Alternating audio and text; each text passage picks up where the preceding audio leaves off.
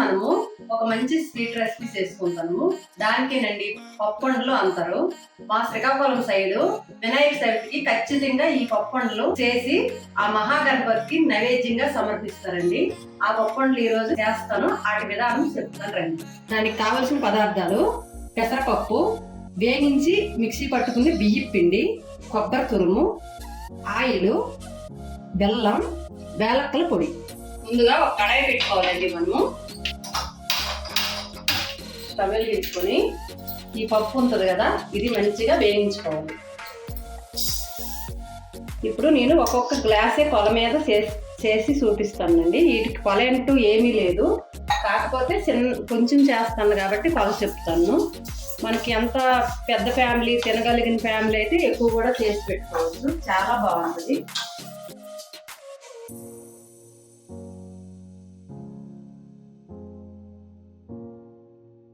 ఇది మంచి కలర్ వచ్చిన వరకు పెసరపప్పు వేయించుకోవాలండి. అయిపోయిందండి, పప్పు వేగిపోయింది. ఈ కలర్ వచ్చిన వరకు వేయించుకోవాలి. మంచి కలర్ రావాలండి. పప్పు చక్కగా వేగిపోవాలి. వేగిపోయిన తర్వాత మనం ఈ కలర్ వచ్చిన వరకు వేపుకున్న తర్వాత స్టవ్ కట్టేసేయాలి. ఒక తగ్గాలు తీసి ఆ పప్పు అందులో వేసుకొని క్లీన్ చేసుకోవాలి.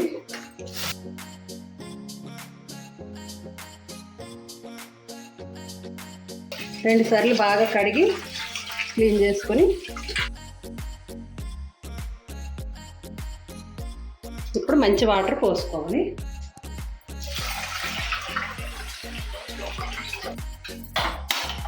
స్టవ్ వెలిగించాలి. అది చక్కగా ఉడుకుతుంది. మూత పెట్టేసుకోవాలి. ఇప్పుడు దీంట్లో కూడా ఎసరు పోసుకోవాలి. కొంచెం మనకి పిండికి తగినంత. గ్లాస్ పిండి కాబట్టి సరిపోద్ది. ఈ పప్పు ఉడుకుతుంది. ఈ ఎసరు బాయిల్ అవ్వాలి. ఇప్పుడు బెల్లం తీసుకున్నాం కదా, కొంచెం బెల్లం వేయాలి. కొంచెం పాకంలోకి వేయాలి. కొంచెం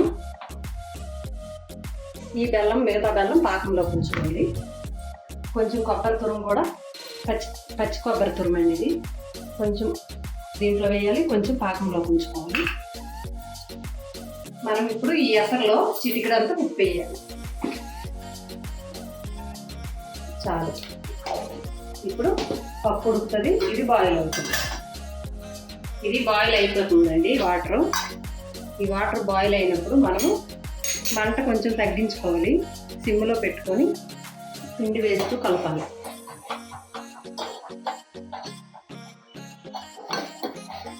ఇది వేయించి మిల్లి పట్టించుకున్నానండి పిండి.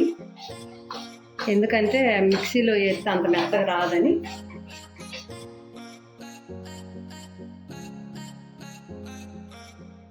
బాగా కలపాలి, వండలు అయిపోద్ది.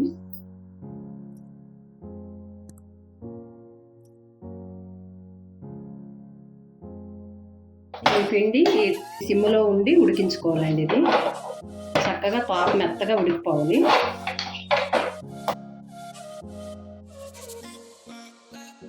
స్టవ్ కట్టేసేయాలి. మూత పెట్టేయాలండి. మూత పెట్టిస్తే మొత్తం ఆ వేడికి మగ్గిపోద్ది. చక్కగా మూత పెట్టేయాలి కాసేపు. ఇప్పుడు ఇది దించుకొని బాగా కలుపుకోవాలి.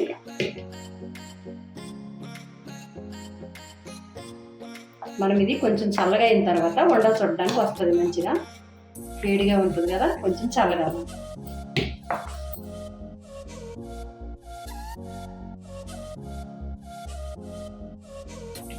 ఒక ప్లేట్లోకి తీసుకుందామండి. చల్లగా అయిపోద్ది తొందరగా.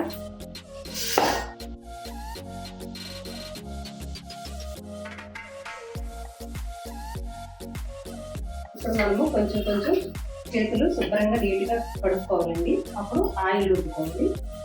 ఆయిల్ రుద్దుకొని ఈ ఉడికిపోయింది కదండి మిశ్రమం, మంచిగా ఉడికిపోయింది. ఆయిల్ రుద్దుకొని మనం ఇలా చిన్న చిన్న ఉండ్రాల్లా చుట్టుకోవాలండి.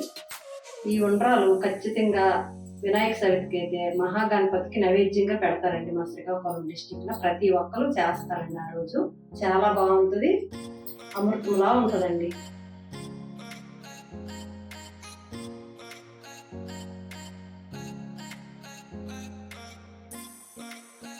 ఇలా అన్నీ చుట్టుకోవాలండి. ఇలా అన్నీ చుట్టుకున్న తర్వాత అప్పుడు మా పెద్దవాళ్ళు అంతే 10 మంది 5 మంది చుట్టూ కూర్చొని చుట్టేవాళ్ళమండి. వినాయక చవితి వస్తే కనీసం అక్కలు, నానమ్మలు, తాతలు, అమ్మమ్మలు అందరం కూర్చొని చాలా చాలా చేసేవాళ్ళమండి. ఒక రోజంతా కూర్చుండేవాళ్ళమండి. ఇది చాలా పత్తి పని అని అందరం కూర్చొని చక్కగా చేతులు కడుక్కొని అందరం నీట్గా చుట్టేవాళ్ళం. మా అమ్మ ఏమో బెల్లం పాకం పట్టిదండి. 5 కేజీలు 6 కేజీలు చేసేదండి.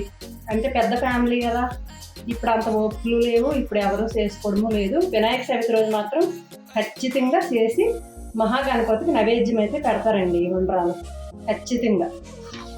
పప్పు కూడా ఉడికిందండి, ఇంకా కొంచెం ఉడకాలి.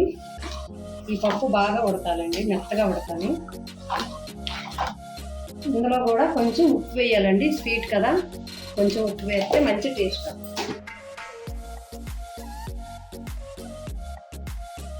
ఈ పప్పు ఉడికేలాగా ఒక తగ్గాలు పెట్టుకోవాలి. అందులో ఈ మిగతా బెల్లం వేసుకోవాలి. కరెక్ట్గా ఒక గ్లాస్ పిండికి ఈ కప్పు బెల్లం సరిపోయిందండి. ఎక్కువైతే ఎక్కువ మోతాదులు ఇట్టుకోవాలంటూ ఏమీ లేదు. బెల్లము కొబ్బరి వేసుకోవాలి. పప్పు ఉడుకుతుంది కదండి, పప్పు ఉడికేలాగా మనం పాకం పట్టుకోవాలండి.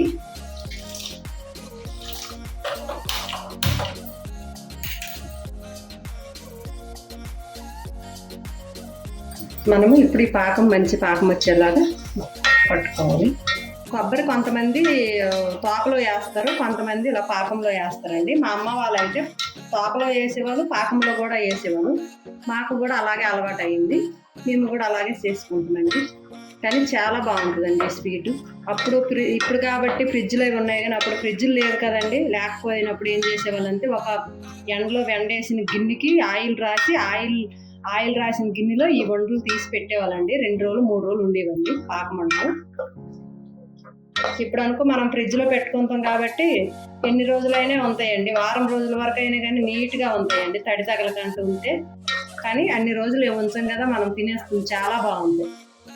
కొంతమంది కందిపప్పుతో కూడా చేసుకుంటారండి. పెసరపప్పు కొంతమందికి ఇష్టం ఉండదు, అదే పెసరపప్పు పన్నోళ్ళు ఉంటారు కదా, కందిపప్పుతో కూడా చేసుకుంటారండి. సేమ్ ప్రాసెస్ అండి. దీన్ని కందిపప్పు కూడా చక్కగా వేగించేసి చక్కగా మెత్తగా ఉడికించేసి సేమ్ వీటికి వాటికి ఒకేలాగా ఉంటుంది. కానీ కందిపప్పు వంటలు చాలా టేస్ట్గా ఉంటాయండి. ఎప్పుడో ఒకసారి మా అమ్మ చేసింది తిన్నాము, ఆ తర్వాత మేము ఎప్పుడు పెసరపప్పుతోనే చేసుకుంటామండి.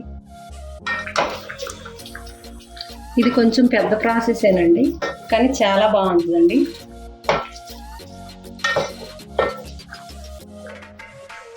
ఇప్పుడు అయిపోయిందండి, ఇలా అవ్వాలి, ఇలా మంచి పాకం రావాలి.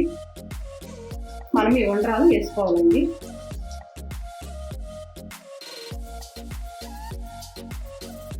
ఈ ఉండ్రాలు వేసుకున్నాం కదండి. ఇప్పుడు మనం మంచిగా ఉడికిపోయిన పప్పు ఇందులో పొయ్యాలండి. ఇదిగో పెసరపప్పు ఇలా ఉడకాలండి, మెత్తగా ఉడికిన తర్వాత మనం ఈ పప్పు ఇందులో పొయ్యాలి.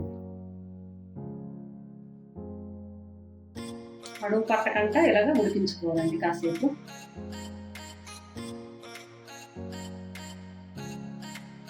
ఖచ్చితంగా అయితే వేయించి మిక్సీ పట్టిన వేలక్కల పొడి.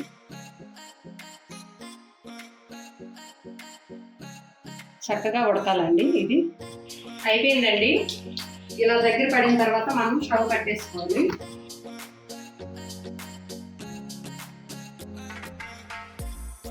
చూసారా కదా ఫ్రెండ్స్, ఈ పప్పులో చాలా బాగుంటాయి. మీరు కూడా చేయండి, ఒకసారి చేసి ఎలా కుదిరాయో కామెంట్ లో పెట్టండి. ఈ వీడియో కనుక మీకు నచ్చినట్టయితే లైక్ చేయండి, షేర్ చేయండి, సబ్స్క్రైబ్ చేయండి.